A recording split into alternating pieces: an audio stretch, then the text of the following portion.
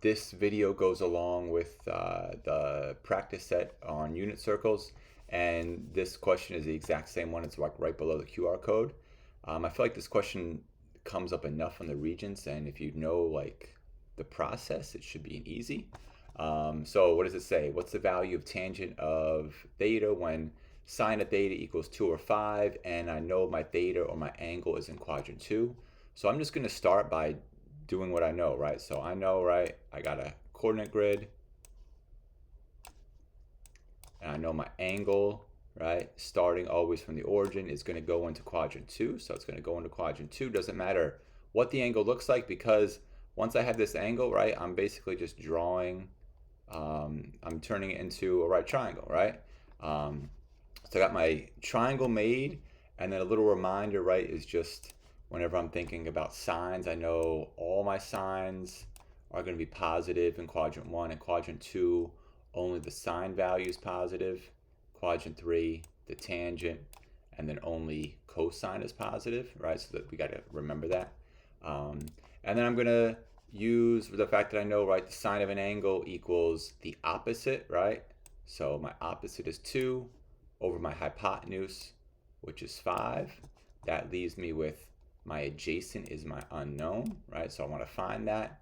If I know two sides of a right triangle, I can find the third one by doing Pythagorean theorem.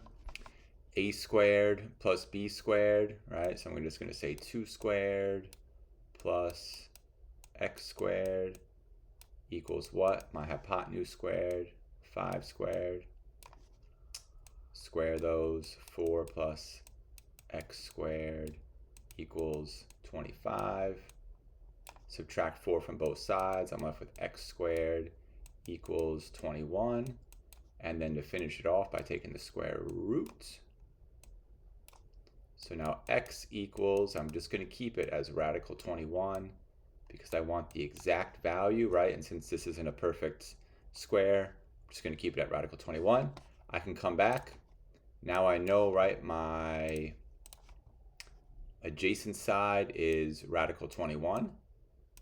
And then now that I know all my three sides, I can find sine, cosine, tangent, cosecant, secant, cotangent, right? Any one of those options are there.